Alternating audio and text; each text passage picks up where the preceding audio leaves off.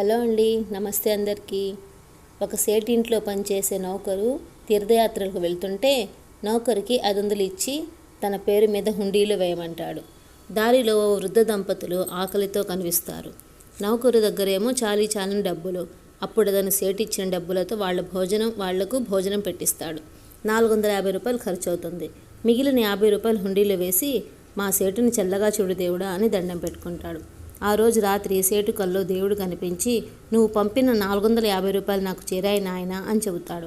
అదేంటి, నా నౌకరు నమ్మకస్తుడే, మరి ఆ 50 రూపాయలు ఏం చేశాడు అని ఆలోచిస్తూ తిరిగొచ్చిన నౌకరును అడిగాడు.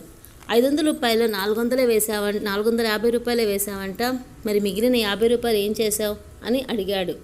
దానికి ఆ నౌకరు, అలా మీకెవరు చెప్పారయ్యా, నేను వేసింది 50 రూపాయలు మాత్రమే, 450 రూపాయలతో ఒక వృద్ధ దంపతులకు భోజనం పెట్టించాను అని నిజం చెప్పేస్తాడు.